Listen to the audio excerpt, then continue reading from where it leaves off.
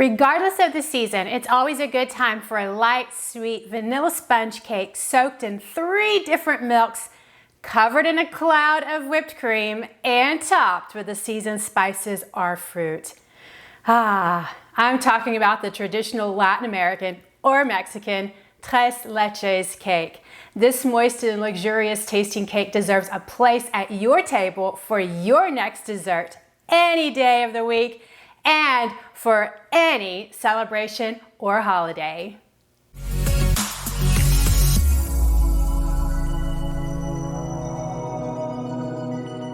You might notice that the Tres Leches cake is a bit reminiscent of the Italian tiramisu. Both have a light and airy sponge soaked in a liquid and topped with cream and either fruit, spices, or chocolate. 2 different desserts, thousands of miles apart, from 2 totally different cultures, yet so similar. Now that's a small world. Many countries south of the US border stake its claim on Tres Leches cake, particularly Mexico and Nicaragua. Nevertheless, the inspiration likely resulted from the trifle cakes that emerged in England during the Middle Ages. Since both Spain and England colonized Nicaragua between the 16th and 19th centuries, the trifle idea was likely introduced then. There are 2 thoughts on how this cake was developed in its current state. The first was to avoid wasting food. Supposedly, in Nicaragua, bakers would soak old, stale cakes in milk to repurpose and keep them edible. Another thought goes back to the Great Depression when food was expensive. Canned milk was affordable thanks to Nestle for its overproduction of canned milk provided to soldiers during the World Wars. This economical milk actually added luxury to food and led to the creation of the famous Tres Leches cake. To make this recipe that I'm very excited to share with you, we'll need these ingredients. For my vanilla sponge cake, you'll need cake flour or all-purpose flour, granulated sugar, superfine is best as it dissolves more quickly and easily in eggs, vanilla, salt, 6 eggs, baking powder, and a little milk. For the Tres Leches 3 milk mixture, you'll need sweetened condensed milk, evaporated milk, and heavy whipping cream or whole milk. And for the fully whipped cream cloud and optional topping, you'll also need heavy whipping cream, powdered sugar, vanilla extract, and a dusting of cinnamon or other spice or seasonal fruit. Be sure to see my recipe linked below in the description for lots of seasonal topping options. There is no right or wrong in topping this cake as long as you like the options. This moist cake is like slurping a vanilla milkshake blended with a vanilla cake. Think of it like a thick birthday cake shake. Now that's yummy. Well, it's time to bake. Let's start with a pre-baking preparation. First, before you even begin the recipe, you need to separate the 6 eggs. They're best and easiest to separate when they're cold. Once they sit at room temperature, then they start to kind of meld together and they're a little bit harder to separate. But regardless, even if you forget, you can still separate them pretty easily. Place the yolks in a large mixing bowl. That was my 6th yolk there. And place the whites in a separate bowl. We're gonna whisk the egg yolks in this bowl, but we're going to place the egg whites in a separate bowl and then put them in a stand mixer bowl when we're ready to whip them. Allow both of these to come to room temperature, sitting on the counter for about 30 minutes before whipping them. You can see my video link below on how to bring eggs to room temperature quickly if you have forgotten, but it's okay. So go ahead and preheat your oven to 350 degrees. And then you want to take a 9 by 13 inch casserole dish. This reminds me of how my grandmother used to grease her pan. You can just leave your butter in the paper and then just make sure you grease it really, really well. You could use shortening, you could spray with cooking spray, but after you do that, regardless, then take a little bit of flour. I'm just using all-purpose flour. I'm saving my cake flour for the actual recipe. Sprinkle a little bit in there. And then just move your pan around and you can see the flour just sort of moves around the pan. And then just hit the pan to get any extra flour out that's hanging out in the pan, and there you go. our pan is ready. It's cake making time. For a vanilla sponge cake, you need a medium bowl and a sifter. And to that, you're gonna add 1 cup plus 2 tablespoons of cake flour or 1 cup of all-purpose flour. You're gonna add 1 teaspoon of baking powder, 1/4 teaspoon of salt, and then you're just going to sift this mixture into the bowl. We're gonna set it aside, and any particles that remain in the sifter, we just want to discard them because we don't want any of those lumps in our cake. So to the bowl of 6 room temperature egg yolks, we're gonna add 1/2 cup of the sugar. Then we're gonna add 1 tablespoon of vanilla. This is a vanilla cake. I created this vanilla sponge cake and I wanted a lot of vanilla in it. But if you don't want this vanilla, you don't have to put the vanilla in it, or you can just put starting maybe a teaspoon if you just want a little bit. And then to give this a little bit more moisture, we're gonna add 2 tablespoons of milk. I find that this liquid actually helps smooth it out more like a little cake batter. Okay, using an electric hand mixer, we're going to whip these up on medium-high until the yolks are pale yellow and everything is blended well. Notice how runny our eggs are. Everything mixed together and our mixture is pale yellow. Now it's time to add the flour mixture, and we're going to sift it yet again over the yolks. And the reason we're sifting it a second time is because this cake is so light and fluffy from the whipped egg whites that we want to make sure that we have a very light sifted flour mixture. We don't want our dry ingredients to weigh down those egg whites and deflate them. And again, any particles left over, you know what to do. Now we're just going to use a spatula and we're just going to mix this all together. Notice what that texture looks like. It looks just like cake batter before we add our fluffy egg whites. Now just set this aside until we're ready for it. Okay, let's whip the egg whites. So in your mixer bowl, we're going to add those 6 egg whites that we separated from the yolks, and these are at room temperature. You want your whisk attachment. You could do this by hand using a hand mixer or with a balloon whisk. It's just going to take you a lot longer. And then we're going to turn this on to a medium speed, but a level 4, until our eggs become soft peaks. Okay, after moving my speed up to 6, notice when I lift up the whisk, we've got jiggly egg whites and our peak flipped over. So that means we're at soft peaks. So now we're gonna add our sugar. So running your machine on low for right now, we're gonna slowly add in that second ½ cup of sugar, about a tablespoon or so at a time, until all the sugar has been added.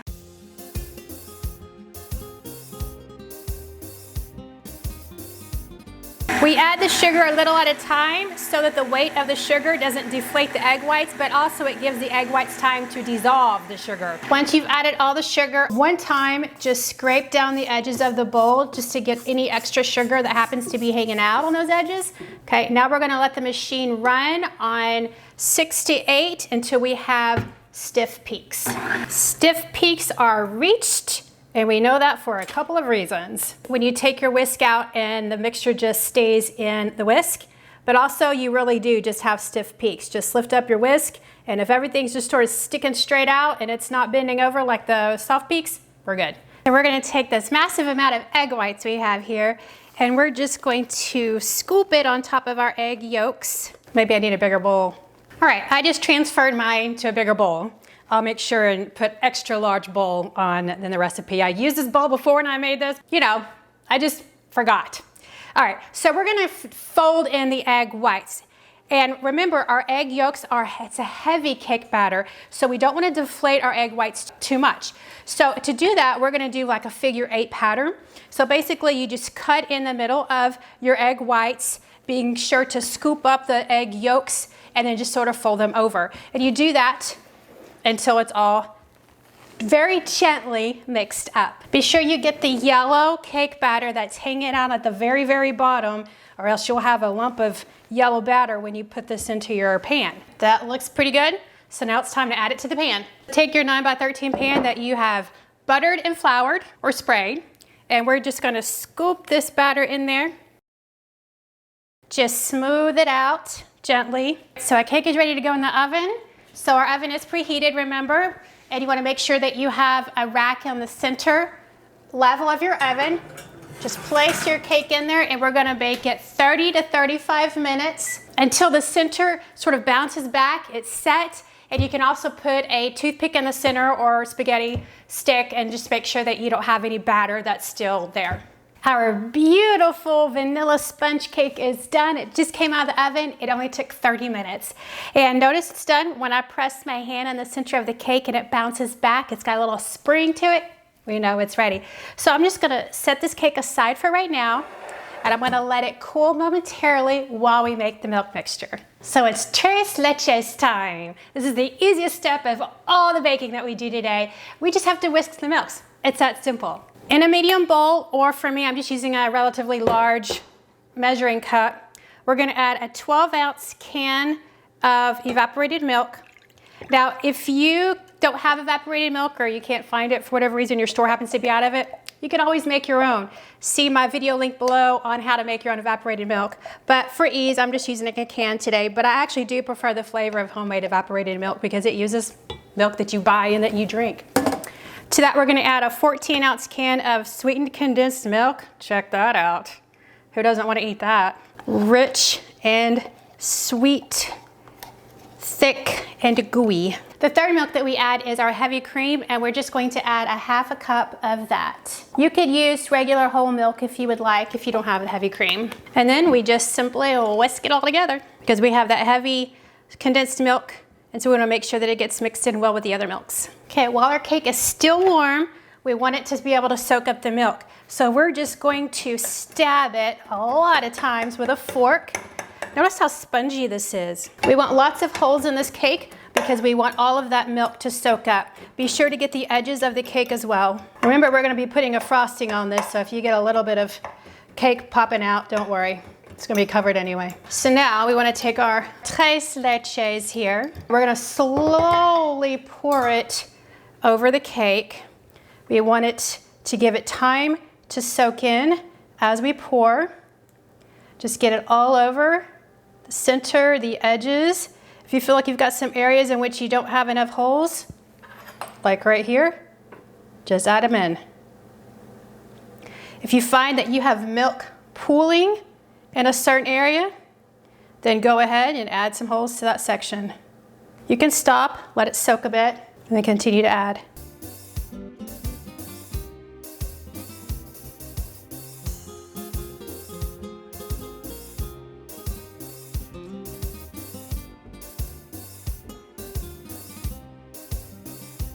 Our cake has soaked in all of the milk that we poured on.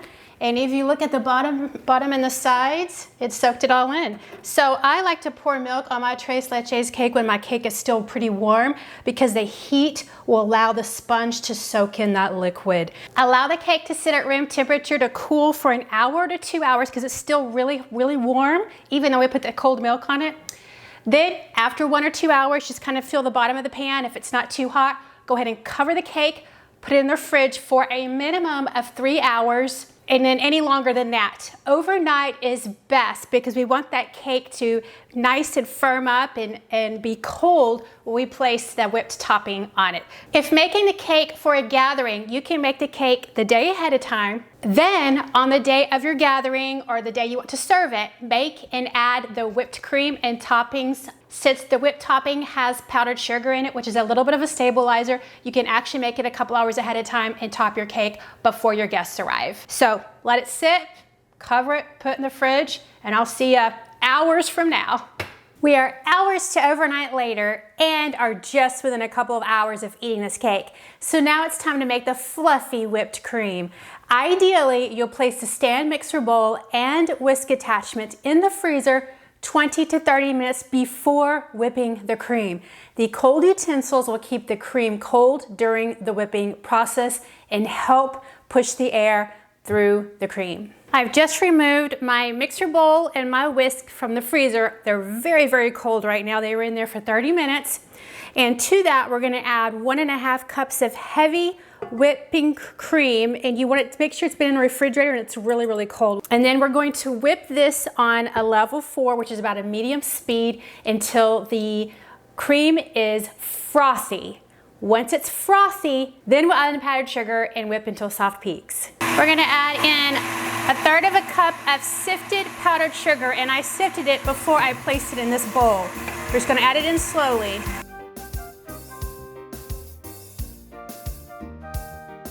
You can tell when you're at soft peaks when you lift the whisk and you have a curl at the top of the cream, and we're there. At this point, we're gonna add 1 teaspoon of vanilla. For the most part, we are done with our whipping. And we're just going to turn this on to combine it, and then we'll be finished. All right, our cream is whipped. Now it's time to top the cake. Let's take a quick peek at our cake. Just took it out of the refrigerator after several hours. Looks just like it did before I put it in the fridge. The milk has all soaked in. It's a nice spongy cake. Notice no liquid at the bottom, no liquid on the sides. This cake has absorbed all that liquid, and you can feel it too. It's a pretty heavy cake. All right, let's add our pretty topping. Okay, let's take our cream and we're just going to gently put it over the cake because we don't want to deflate it. You could do this a couple of hours before you serve this cake. That way it's all ready to go, but I wouldn't do it longer than a couple of hours because pretty quickly the cream will start to deflate. Okay, let's just smooth it out.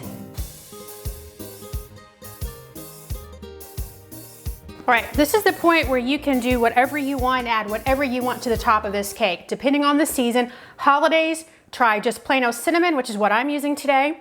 Use pumpkin spice, apple pie spice, whatever you want, whatever floats your boat. Lightly as you can, maybe sprinkle it high.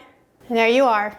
That is our Tres Leches Cake. Once you top the cake, you can dig right in. So let's go ahead and take a nice pretty slice out of here. I think the first slice is always the hardest to cut out. Let's look at the inside of the full cake. That cake soaked up all the liquid. You can definitely tell it's a dense cake. Okay, look how nice and thick that cake is. The topping looks like just the right amount. It's definitely a moist cake. I can feel the liquid pressing in on the sponge, but notice that sponge didn't sink at all. It kept its size and it soaked up all the liquid. It's perfect. Look at I think the ratio of the cream to the cake is pretty good because you're gonna have all of that liquid on the inside and that cinnamon's just gonna add to the flavor on top. Let's give it a taste. Well, it's tasting time. With all the gluten in this recipe, Scott is our taste tester today. Hola, muy amigo. Yeah, bien. I'm the lucky person today. You are.